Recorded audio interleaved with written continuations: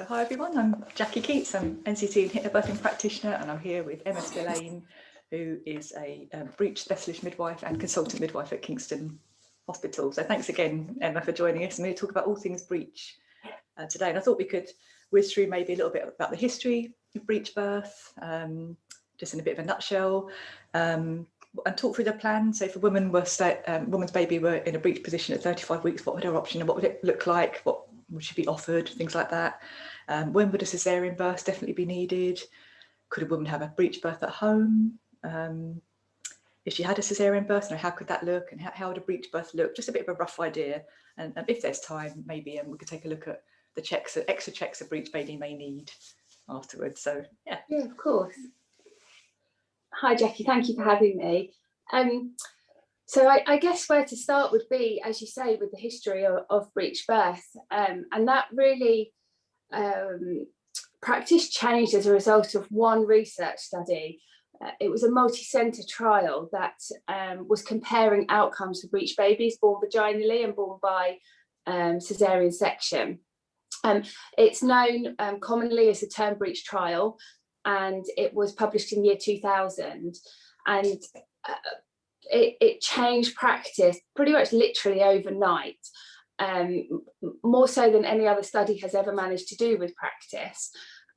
Unfortunately, the trial was stopped early, and the researchers recommended planned cesarean section because they found that there was an increased perinatal mortality and morbidity rate. So more babies were dying that were born vaginally and being born with adverse outcomes, so being unwell, needing neonatal admission, or having injury as a result of the birth. So they stopped the trial early and recommended planned cesarean section, and the UK hospitals all followed suit, and that's what they started doing. And so we not only have then women lost that kind of choice to have a breech birth, because they're frequently counselled in this term breech trial study, even though there are more studies nowadays that actually say that breech birth is a suitable option for mothers who want to plan to have a breech birth. But we're still counselling women in this term breech trial. There was a kind of follow-up study by Sue et al. In 2003, 2004, I think, actually. And the author of that study kind of did a re-analysis of their findings from the term breech trial and found that actually there were a lot of flaws in the study. So things like some of the hospitals that participated in that study had breech expertise there. So they had clinicians that were very experienced in facilitating breech birth, and they also had the facilities available should a baby require resuscitation following birth. Whereas some of the hospitals that participated didn't have anyone that was experienced in breech, and didn't always have the facilities available to support a baby should they need extra care following the birth. And so you can see just from that one issue there that some babies are going to stand in much better stead than others, and some births will be safer than others. And actually what that study did find was that breech birth, if it's facilitated by an experienced practitioner, we know that improves the outcome of the baby. And actually that's the only intervention, and I use that term loosely, but intervention being an experienced practitioner, it's the only thing that's been found to improve safety with breech birth so far. Yeah, okay. So now I know there are lots of kind of breech birth clinics opening up now, and the idea is to kind of give women back the choice, isn't it? If they do want to have vaginal breech birth, they can talk through it. Absolutely. So there's been further research done in more recent years that has found that breech birth is a suitable option for some mothers. And then in 2017, our national RCOG guidance came out, and that they updated their guidance quite dramatically, actually, from their previous 2006 guidance. And that they actually recommend breech birth for some mothers. They do say that there needs to be kind of a selection criteria, so some mothers more suitable than others. Some of that selection criteria isn't evidence-based, some of it is, and there certainly are some mothers who it probably wouldn't be so suitable for them to have a breech birth. But now I think trusts are now moving towards a model of care whereby we're giving women this information, and they have the national guidance to support it, so that more mothers can have a choice. Having said that, because of this term breech trial, and we haven't facilitated breech births for many years, we've lost our skill as practitioners. So there's not many very experienced practitioners to facilitate breech births, and that's why some hospitals don't really support it as a choice. And what kind of skills would that midwife need? I mean, in order to facilitate a breech birth, would you have to go on extra training or observe a certain amount of breech births, and she's just not able to observe them because they're not happening, or what? Yeah, I think that's it. I think because there aren't that many breech births, and so vaginal breech birth only accounts for 0.4% of all vaginal breech births in the UK. So you can see the number is very small. So for everybody to be able to have that hands-on clinical experience is very difficult. But ways of people improving their knowledge and skill around breech birth would be to attend an advanced training course in breech birth. Such as the one, so the physiological breech birth training day, which is a full day's training. So that's an evidence-based training course that people could attend. It's also available online now as well. So that would also increase knowledge around breech birth. Watching breech birth videos, so that's really important, because actually there's some evidence to suggest that the same as with head down births, and when you attend a lot of head down births, you get an intuition, a kind of sixth sense about when something isn't quite right. And there's some evidence to suggest you can get the same with watching videos as well. So watching lots of videos of normal breech births, so ones that have a completely normal mechanism, and also watching some where there are complications, so you can see the difference and what it is that you would need to do to assist the birth. And then putting yourself forward. So if a mother is planning to have a breech birth, if there's an experienced practitioner, ask if you can be in attendance at that birth, so that you can gain that hands-on clinical experience as well. Okay, makes sense.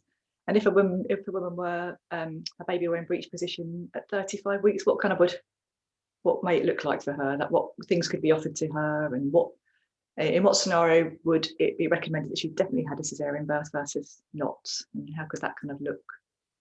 Yeah, so usually in the kind of antenatal care pathway, it's not until 36 weeks gestation that we worry about what position the baby is in. However, from my experience, I actually think it's beneficial to start the conversations earlier, so from about 34 weeks. The difficulty with that is that with shared care, maternity care with midwife and GP, quite often the mother will see the GP at 34 weeks. With continuity of care, that's changing, but certainly if at 34 weeks the mother, the midwife suspects the baby to be in a breech position, then I would be recommending the spinning babies manoeuvres, so the biomechanical manoeuvres to try and encourage baby to turn to a head down position. Also moxibustion, so that should really be used from about 34 weeks, sometimes earlier actually. So that is offered usually by acupuncturists, but also some hospitals are offering moxibustion in their breech clinics as well. At that point, you then have kind of that 2 weeks before we then would do a presentation scan at 36 weeks to really confirm the presentation of the baby as to whether it's sitting in that breech position or not. And using those techniques in combination is far better than using them on their own. So the other thing that I would also recommend, is seeing a chiropractor, and one particularly that can offer the Webster's technique, because that has also been shown to help to turn a baby. So if women can use all those techniques in combination, that will definitely increase the likelihood of the baby spontaneously turning to a head down baby. Even if those techniques didn't work and the baby stayed breech, using those techniques prior to being offered an ECV will make the ECV much easier for the practitioner. So it may increase the likelihood of the ECV working as well. Okay. Yeah, I guess because with the chiropractic it can kind of create more room, can't it, almost, for the baby to then be in position to turn rather than turning the baby, it's creating room, isn't it? Exactly, that's exactly it, and giving the baby more space to be able to do that turn on their own. And I guess for some babies, they don't want to turn; they're quite happy in the breech position. Maybe that's right for them. Yeah, absolutely. And I am a believer that babies are breech for a reason, and so if a mother doesn't want to have any intervention to turn the baby, then I'm very supportive of that. It's very personal to the mother about what she would like to do to either encourage baby to turn or not, as the case may be. Yeah, brilliant. And if so, in the case of her needing a cesarean birth, when do you think that's? I know there are different types of breech position, aren't there? And some. Yeah, there are. So I mean, the only one that we would really recommend a cesarean birth with is a standing or footling breech, and that's a true footling breech. So there are two breech positions. So there's a complete breech or an incomplete breech. Which is where, so a complete breech is where the baby is sitting bottom first in the pelvis, but its knees are bent. And an incomplete breech is where one knee is bent and one knee is extended up in front of it. And in both of those positions, actually, the feet or one foot is kind of in line with the bottom. So if you did a scan, you would see a foot down by the bottom. If you did an internal examination, you may well feel a foot on internal examination, and they're frequently misdiagnosed as a footling breech presentation. But actually, they're both suitable for vaginal breech birth. So it's really a baby that is standing in the uterus. So it's the feet are in the pelvis, but the bottom isn't. That we would recommend a cesarean birth in that instance, and that's because the risk to the baby increases from 2 per 1,000 births to 3 per 1,000 births, and there's a higher incidence of cord prolapse in that scenario as well. Yeah, makes sense. Yeah, okay. And what about if a woman wanted a home breech birth?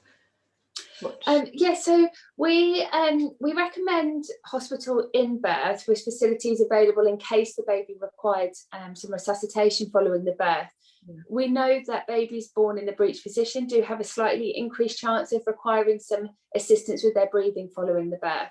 So we do recommend birth in hospital.